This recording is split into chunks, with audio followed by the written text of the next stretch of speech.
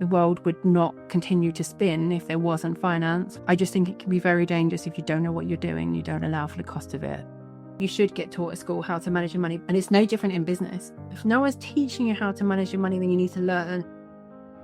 I remember when it happened to one of my dad's companies, I was there when the insolvency practitioners in their suits and their briefcases came marching in. That was pretty scary. We'd missed the deadline of the payment. They came in and shut the company down. It happens all the time.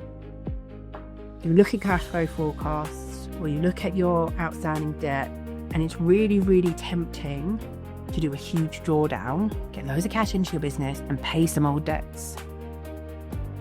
Big mistake. Welcome to Taking the Con Out of Construction, the straight-talking show that's changing the industry, one episode at a time. Small mistakes can cost big money, and even more in time.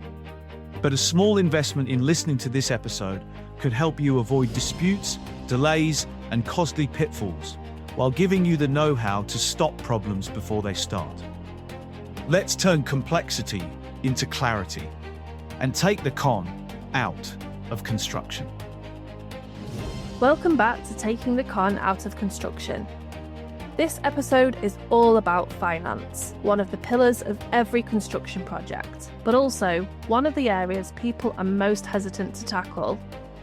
Michelle, finance in construction is a topic you're hugely passionate about empowering people to understand. I'm interested to learn more about what contractors really need to know to keep their businesses financially strong and sustainable. In the construction industry, the end product is normally worth millions or tens of millions, depending obviously the size. Yeah, you've got the house refurbishments and things like that. But what I wanted to talk about was construction finance in general. And there's different types of finance available, but how you should look at them within your business, because it does cause a lot of problems. If you are either building your own house or doing an extension or something like that, you are likely to get some form of finance. You could have saved it up. Some people do, which is great. But even if you've saved that amount of money, people don't really think about contingencies. You don't have to be a construction professional to know that it's rare for a project to start and be finished exactly the way it started. Variations are inevitable within the construction industry. Now, and that's not just because there are different variables that can't always be factored. You could build 3 houses in the same road and the ground conditions could be slightly different for each house, even though they're mirror replicas of each other. And that's because for various reasons, there could be an old tree somewhere, or you could dig up an old horse. I've had that on one of my sites before, an actual full horse that shut down the site for ages. There are different things that you can find in different finance. So things are never quite the same. More importantly, when it's building somebody's house, which a lot of the projects are for housing in the market, whether it be residential products, tower blocks, whatever it may be, when humans are involved, things tend to change, especially at the time of the designing and completing. There's always a distance between that, and people change. People go to a hotel or an event or a wedding, or they pop around someone's house and see something that inspires them. They're like, oh, this would look good here. Or the design develops throughout the construction phase, generally, whether it's in your back garden during an extension or whether you're building a new village or town. Things develop because when you're looking at the concept, when you're first discussing it, and actually you hand over the keys or you've got practical completion, there's always a time zone. Always. And it could be months, it could be years. Things change, materials change, new products come out all the time. Wars declared and all of a sudden we can't get something. The law changes, we can't get something, or there's an additional tax because of a carbon footprint. All of a sudden companies go bust, whatever it may be. There are always going to be changes. That's inevitable. So we have to allow for that. But where people don't think more logically about these changes when it comes to finance is costly. So whatever money you're borrowing from a bank, from a private funder, from whatever relative, if you've got an interest situation, unless you've got very, very nice family members that don't want to charge you interest, but likely if you're going to be doing something big, you're going to have some form of investment. And ultimately, the reason that people invest is because they're going to make money on that investment. That makes their money work for them to earn more money. So you need to make sure that you're realistic and have contingencies, not just as in a contingency pot, but also you need to make sure that you have a contingency when it comes to time. I've had to come in and save a number of projects that took the wrong finance out in the first place and it was never achievable, or they don't use their drawdowns properly. I'm not a financial advisor. I'm not an expert in finance. I'm just explaining my understanding, and caveat, beyond caveat, this is my understanding of finance. A lot of people are familiar with a mortgage. A mortgage, when it comes to domestic houses, is one of the best ways of getting some finance on your property for professional people. You can purchase a property that you're going to develop with the mortgage, but obviously the bank will make sure that if the mortgage doesn't get paid, that they can recoup their money from selling the building. So a lot of people will use different finances to purchase a property. Let's say you're doing a development. I want to purchase a property. It's either for me, but I want to do some work to it, or potentially I'm buying this property and I'm going to convert it to high-end student accommodation, or I'm going to flip it. So I'm going to increase the value of it and then resell it. Now, the cheapest way and the safer way of financing something through a mortgage, but not all funders will do mortgages, but there's a different method that you can use. If you're purchasing the property and then you also want to do development and you don't have the cash to do that, a lot of people will go for what's called a bridging loan. So a bridging loan will give you over the value of the property because they understand that you need money for you to do whatever you need to do to the property. But the idea of a bridging loan is it's temporary. So as soon as the value of the property increases enough for you to get a mortgage to pay off that bridging loan, that is the ideal situation. But what people don't understand is the cost of the bridging loan is high. And a lot of the time, the terms of bridging loans, they are set at monthly intervals. So they will lend you, let's say easy figures, they're lending you 100,000 and they're going to charge you $5,000 a month interest. And say that's from this week. So we're the 3rd of November today when we're recording this. I've taken out a bridging loan, which means by the 3rd of December, I've had that bridging loan for a month, for 30 days, whatever it may be. It could be 4 weeks, every 4 weeks, whatever. Look at your terms. I owe them £5,000. So if I was expecting to remortgage by the 5th of January, then I need to make sure that in my head, that's going to be 2 full months. So I will have to pay interest for November. I'll have to pay interest for December. But because I'm not remortgaging to the 5th of January and the payoff date would be 3rd of January, I also have to pay £5,000 for January. Let's say I was aware of that and I thought, fine, I'm going to have to remortgage by the 3rd of January, but I haven't allowed for Christmas shutdown, or my mortgage advisor is on holiday, the project has been delayed and I can't get that to the 5th, 6th, 7th. That project has cost me an additional £5,000 in interest. So you need to have contingency with that, but you also need to be realistic. Some people will wait until the project's totally completed before they remortgage. Sometimes, depending on the value of the property and the investment, etc., you can remortgage a property once it has a bathroom and a kitchen. So it might not be plastered, the garden might not be done, the hall might not be decorated, might not have floor finishes, but if the kitchen and bathroom are in, then a lot of providers will remortgage it. So you could actually potentially save yourself £10,000 by remortgaging earlier. And these are the things that people don't really look at with finance and therefore understand the cost. When you're looking at the overall project, you need to make sure that the finance charges are part of that, so you've got that money to pay it off. I read something on LinkedIn today about people not understanding where their bills are coming from and how they manage their money. Nobody teaches you necessarily how to manage money, maybe your parents, but a lot of us learn the hard way. When all of a sudden everything's come out of account, we've got no money, or we lose something, it gets taken away from us because we haven't paid for it. I mean, having this with my daughter at the moment and saying to her, look, you need to learn to manage your money. And then all of a sudden she's bought a car and she's done this. She's like, Mom, half my money goes out. As soon as I get paid, half of it disappears. Welcome to adulting, darling. Welcome to adulting. I think you should get taught at school how to manage your money, but you don't. And it's no different in business. Unless you've got somebody teaching you how to manage your money, whether that be a finance person, an accountant, a financial advisor. If no one's teaching you how to manage your money, then you need to learn. And if you don't know how to do it, you need to employ someone. I'm talking about small project housing, but this is exactly the same, in fact, even more so on bigger projects. That's your basic house funding. Now you've got development funding. But development funding is very different. You're talking generally millions. You do have some funders out there that will do small developments, but development funding is much bigger. Now, this will be by a certain fund, and a lot of them are the big banks. You can get private investors, but development funding is quite different. They'll get involved at concept design. And a lot of the time when you're dealing with development funding, you'll have a PQS firm, so a professional quantity surveying firm. They will look at contingencies, they'll look at budgets, they'll look at returns, where the investment's going to come back, what the return is on the business, because obviously lots of people are trying to make money out of this project. They'll come up with cost plans and with contingencies and other bits and pieces. And generally, they'll understand where the finance side of it is. Where they sometimes fall short is risk analysis. So I've been a PQS, I've been QS in various different capacities. And as much as they're incredible at the bigger picture, they don't always understand the complexities of what actually happens on site. They don't always see the same risks as I would see because they haven't lived and breathed inside these companies, inside these projects. And they will guide you into what financing you're having, but they won't always give you the right tools. Now, that's for the client.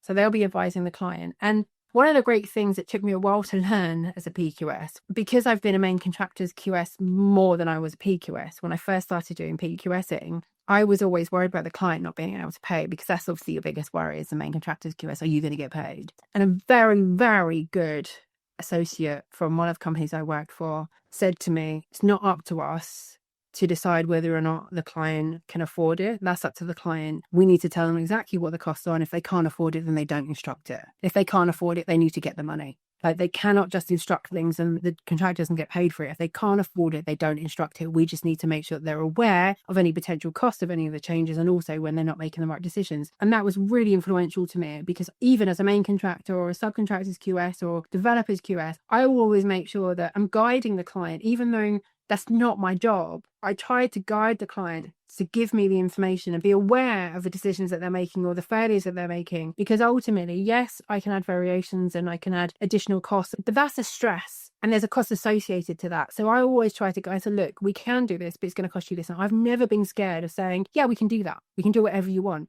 but it's going to cost this. And they go, really? And it's much like my children. You go into a shop and they're like, Mummy, I want this. Do you really want it? You're going to pay for it out of your pocket money? No, you don't really want it. If they say, oh yeah, I am, okay, fine. And then I choose whether I take it out of their pocket money or whether I pay for it. And it's the same with clients. They will make decisions. And then when you go, well, actually, it's going to be £1,000. Oh no, don't make that much. And a lot of people are scared to talk money with clients. And I just don't get it. One of the examples that I use all the time, because it's just so simple. If somebody wants to change the location of a light switch or a socket, when you do it at first fix stage, which is when just the wires are in and the cables are all over the place and none of the walls are boarded or plastered or decorated, a lot of the time there's no additional cost. I mean, obviously, if you're changing it 10 meters the location, there is, because you've got to rewire it, potentially new wiring costs, labor, whatever. But if you're just moving it from one side of a door to another, which is really common because people just don't explain the project to their clients. They expect the clients to understand drawings like we do. They expect clients to understand construction like we do. They don't, because if they did, why the hell would they be employing us? So, especially in high-end resi, I walk around the site with the client. Normally the wife is the one that is more focused on how the house is going to be. Sometimes it's a husband, but a lot of the time it would be the wife that doesn't necessarily get involved in a lot of meetings, which I think is ludicrous. And I would say, right, we're going to go around the site. Okay, this is your lounge. The door is opening this way. There's no door at this point. It's literally bare walls and stud and whatever.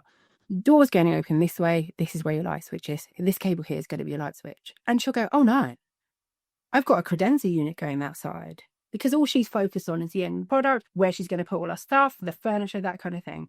Fine, no problem. Mark on a drawing. And at this point, I'm hoping none of the doors have been ordered, because at that point, it's not expensive. If you wait until that's plastered and decorated and we're at the end of it, and then she's walking around at handover stage or just before practical completion or after practical completion when they're moving in and they're trying to put their furniture everywhere and everything's wrong, it's a disaster and everyone's upset. And I don't understand why people don't get this. Contractor is totally exposed, because that's when they're at final account stage, and then all of a sudden everyone's got the right ump. And when people are upset, they don't want to pay. When they haven't got what they wanted, they don't want to pay. And there's a psychological thing. Now, yes, they'll be entitled because it's not the contractor's fault, and it isn't if that's what's been instructed and that's what's on the drawings. But ultimately, why take the risk? If you can spend an hour going through with the client and making sure that they understand exactly what you're delivering and what they're guessing and what they've signed up to, that it can save you so much heartache and also just get you paid quicker. But also you've got them on side. It's putting the humanity into construction, which so many people don't do. And I've mentioned this so many times. So if you've done that at the offset, it's fine. If then all of a sudden the furniture's coming in and they've got to shut the door to go and turn the light on in pitch black and it's just not suitable, and literally spending an hour at the front end. And I'm always saying the longer you spend at the front end of a project or at the beginning of the project, you will save yourself not just time, but frustration, energy, and a serious amount of money by looking at these things in advance. These are some of the things that we're looking at now. The same instant, when we're going back to finance, because I've digressed as normal, going back to the finance side of things, if you haven't got all of these situations done at the beginning, and then all of a sudden using the light switch situation is in the wrong place, it needs to be changed. That room needs to be chased out, new electrics, retested, replastered, redecorated. And it's not going to make a massive thing. If you are unaware of the project, and that's now with every single room, you could be talking 1 or 2 weeks delay. Now, that might be the client's fault. Of course it would. But if you've got financing for that, whether you've got financing as the contractor because you didn't have the cash flow to make it easier for you to be working on the projects and get better buying power, or if you're the client and you haven't allowed for that, all of a sudden the project's more expensive. Now, I'm talking to clients now. If you're going to make changes, you need to expect it to last longer. You need to be aware of not just the additional costs on the job, but your additional finance charges.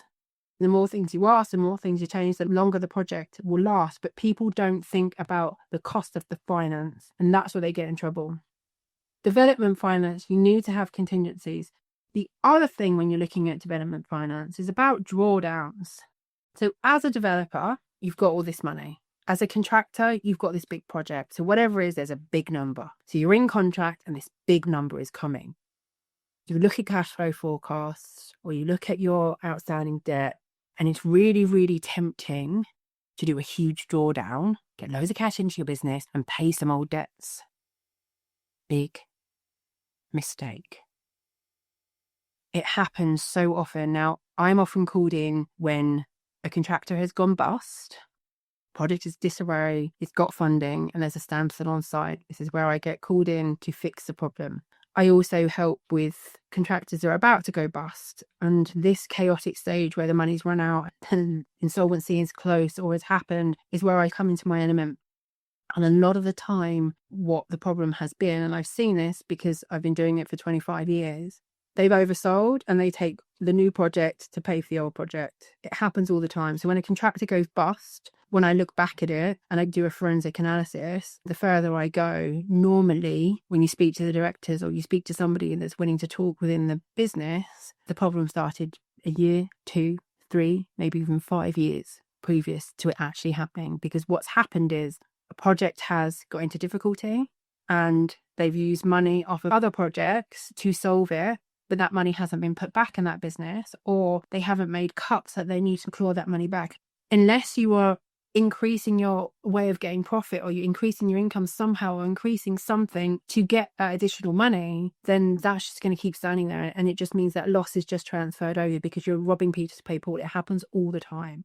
The other thing that people will do is get another form of funding to bridge that gap, to get their cash flow, to keep things moving, but they then don't allow the finance charges within their costs as their overhead or their project costs. So yeah, you've got 50,000, 100, 200, could be £1 million, but you're not allowing for that interest rate of the percentage of the finance charges for that cost. You're not claiming them anywhere. So that is a direct loss to your business. When it comes to finance, there is a place for it.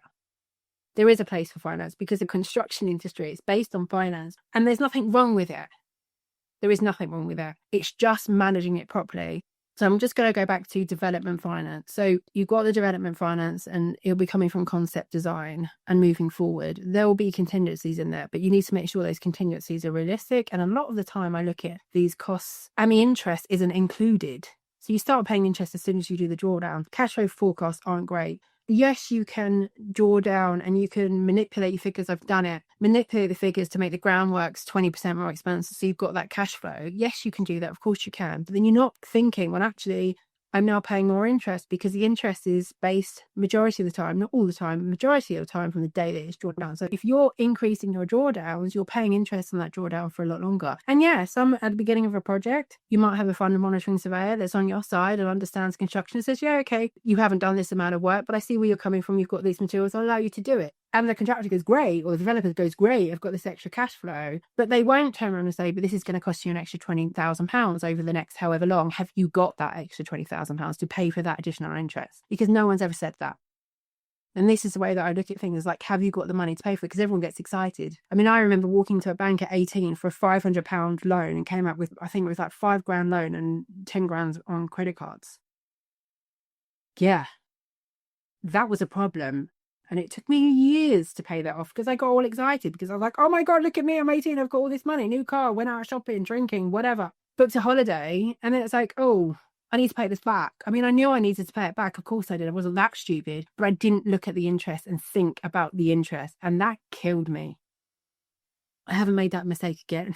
And obviously I'm trying to teach my daughter that. And the fact is, yes, you can pay your insurance off on a monthly basis, but you end up paying an extra £150 or £200 or £300 a year, whatever it may be, because you're paying interest. And yeah, sometimes that works. It's about understanding the cost of that money.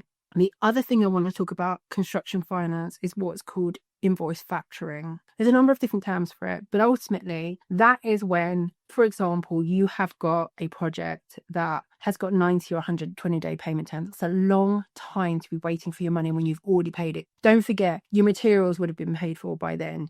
You would have had 3 or 4 months worth of labour costs that you've paid because your guys aren't going to wait for 120 days to get paid. So you've got a massive outlay. Sometimes you'll have a client that is bad at paying. Again, cash is king and it's difficult. So what companies will often do, and it's quite common in the construction industry, is they will go to a finance company that does invoice finance, invoice factoring. But basically what happens is all of your invoices have to go through this factoring company. Others will be specifics if you want one paid. And the fees associated are different. I'm not an expert in it by any stretch, but I do feel it has a place in the construction industry. But I also think unless you understand it properly or manage it properly, it can be really, really dangerous.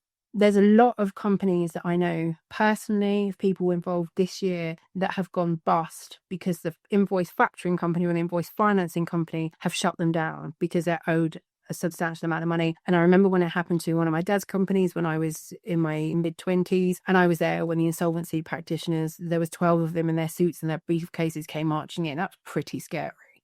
And they did it because we'd missed the deadline of the payment of whatever it was, and they came in and shut the company down. It happens all the time. And what invoice factoring or invoice finance is, I'm just going to be hypothetical because I'm not an expert. You have an invoice, you've issued an invoice to a client. What you can do, and the terms are slightly different, so again, don't take this as gospel, but your invoice company will pay you that money straight away. So you can send an invoice to your client for 10,000, a million, 50,000, 500,000, whatever it may be, and you can claim that money from your funding company instantly. Therefore, you're paying off all your subbies, you're paying off your suppliers, you're not actually holding that money and having that cash flow issue. And then what happens is, more often, the invoice then gets paid to the factoring company. And then, I'm not sure because I haven't used invoice factoring for a long time, there is a deduction. So I am assuming that when you claim the money, so for easy figures, it's 100,000 invoice. When you claim the money from the factoring company, they don't give you 100,000. They give you 100,000 minus their cut, which could be 2%, could be 10%, could be 7%. I'm not sure. It obviously depends on the size of the facility and your credit rating and all the rest of it. But what people forget is that is a cost to your project. So if you haven't allowed for that 1%, 2%, 6%, 7%, 10%, whatever that cost of that is, you haven't allowed for that in your figures, you're losing money. So that comes off your profit. It doesn't come off anything else. It comes off your profit. If you listened to our podcast last week when people are thinking their profit's 20% and actually it's not, it's 5 or 3 or 1%, all of a sudden, if you're confusing overheads and profit and you think your overheads and profit are 20%, but actually your overheads are at 19%, and now you're factoring, you're losing money. And this is what takes companies down because they're paying. They're losing money. They're chasing their tails, but they can't make that money up because the money isn't there. I would recommend for a contractor that is on 90-day payment terms to look at invoice factoring as a possibility to keep their company afloat, only if they add the cost of that financing to their contract sum and say, fine, we will take these 90-day terms, but there is a 7% or 8% or 10% surcharge for the financing of those terms. And that client can either choose it or you can negotiate better payment terms and not do the factoring. So there is a place for it. I'm not saying it's not there, but where it's dangerous if people don't understand it. One other thing about invoice factoring is if the client doesn't pay and they're late payers, you've already got your money and the factoring company will chase them. The problem is if the client doesn't pay within, say, 90 days or whatever it may be that their terms are, they can come and shut you down. So you need to make sure that you understand what's going on and you support them. So it's a two-pronged attack at the client to make sure the client's paying. One of the worst things to do in construction, which is different to any other industry, is pull the money. It's the worst thing you can do.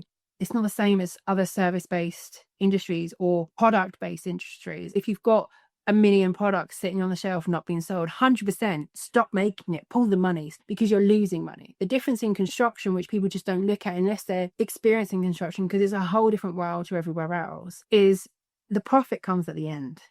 Yeah, you can take profits as you're going, but ultimately the real profit is at the end when everything else has been paid and the final account is agreed. That's when you know when you're coming. And also when the last payments are made. Ultimately, if you pull the money out before the project's completed, you're going to end up losing because you're going to pay out much more than you're going to be able to claim back. And it's a bit of a disaster. So I always recommend that people try to look at maybe putting more money if it's achievable. So a lot of the time I will go into a company and very, very quickly within sort of 48 hours, I'll have a look at the project, I'll have a look at what's going on, have a look at the cash flow, find where the money's gone and analyze what's going on and see whether or not it's savable, how quickly it's going to be saved and what I think I can deliver it for to see whether or not it's worth putting their money out or actually investing a little bit more to get over the line. Because a lot of the time you're in the situation of, am I going to lose 5 million? Now, if I walk in and go, actually, it's going to cost you another 5 million to get this back, are you going to be able to get your asset back for 10 million? If it's only worth 7 million, then you're throwing more money off the bat. But actually, if I look into a project that they've invested 5 million, they can complete another 2 million and sell it for 10, then that's worth adding that extra 2 million and paying my fees in order to do that. Because, okay, they might not be making the return that they were thinking, but maybe the fact they're only making £1 million out of a £10 million deal when they're expecting to make 2 million, or it might be the fact that they're going to make 500,000 out of it and they was expecting to make 1 million, whatever. If they're still going to end up with the shirts on their backs for just adding a little more money, then that's often worth doing. But a lot of people don't look at finance in that way. So we've got funding your business and getting the right funding, understanding the type of funding options that are there, understanding the cost associated with those options and whether they're on a daily basis with interest or whether they're a monthly basis with interest or an annual basis of interest. You need to understand when that interest starts ticking because we all know interest is a killer. Jesus, people have got mortgages and ultimately you end up paying 5 times the amount of the price of the house over 25 years. It's a lot of money. And then you've got other funding options. So you've got development funding, you've got mortgages, bridging loans, and then you've got invoice factoring. But regardless of what you're doing, you need to make sure there's allowances for it. And yes, you can get general business finance in construction, obviously. So if you've got a cash flow issue, you can get a short-term loan to get you out of that cash flow issue because you're waiting for a client to pay. But if you've got a client that's consistently not paying, you need to put something in motion to stop that. So just allowing the client to stop paying is not right. You are entitled to interest, but more importantly, you need to employ somebody that's going to get that money quicker, but also make sure that you pull off site when you're supposed to. There are mechanisms within the contract to allow you to deal with people not paying, and you are entitled to issue certain notices. Of course, check your contract. And if they're not paying, you can pull off site. But what people don't understand is if you've pulled up site for non-payment, that you're also entitled to money to reassemble your team to get back on site. So there is additional costs that you're entitled to that people don't understand, they don't claim. And again, they don't want to upset the client, but the client isn't paying them. So I don't understand why people don't want to upset a client that doesn't pay them on time is actually costing them money. And again, it's about having those uncomfortable conversations, which, as people have probably gathered by now, I'm pretty good at and have no issue doing. So there's nothing wrong with funding as long as you look at it in the right way. It's temporary. Getting a new project to fund another project is never going to work unless there's enough additional profit in that project to cover not only that project, but the excess to cover the losses of another project. That's the only way that you should do it. Yes, by all means, get short-term investment. I've done it myself.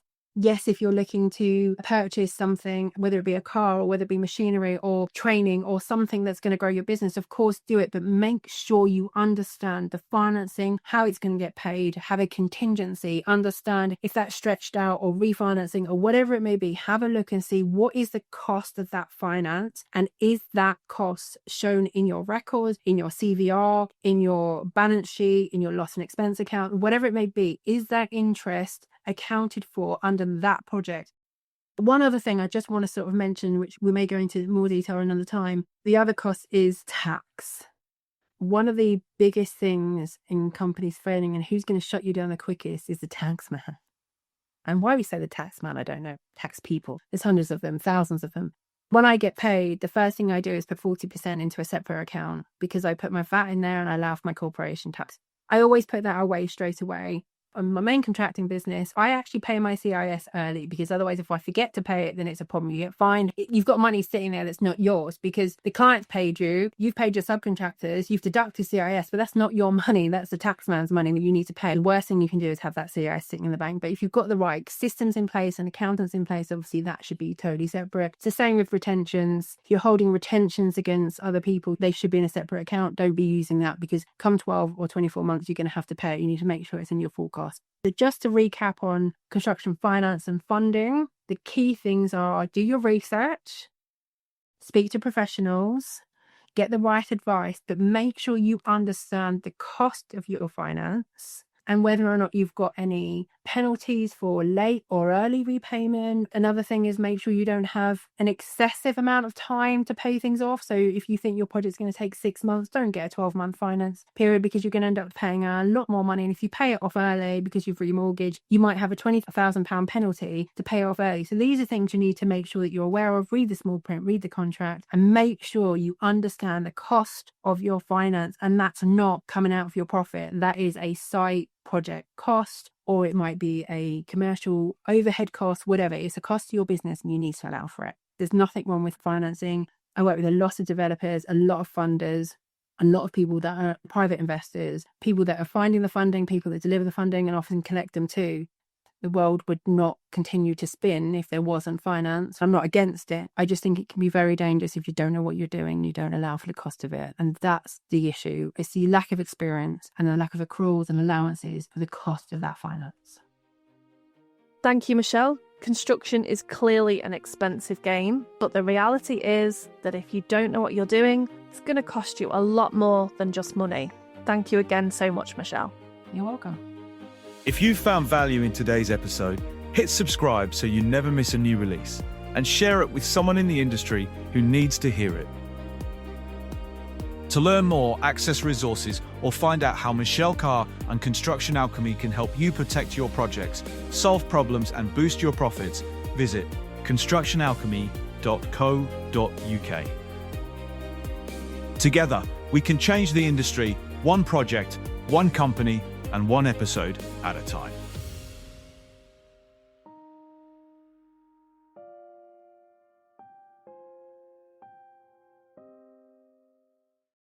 The views and opinions expressed in this podcast are based on the personal experiences of Michelle Carr and her guests.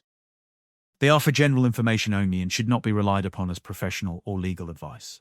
Always seek your own independent advice before making decisions. Neither Michelle Carr nor Construction Alchemy accepts liability for any loss, damage, or consequences arising from actions taken based on this podcast. Thank you for listening.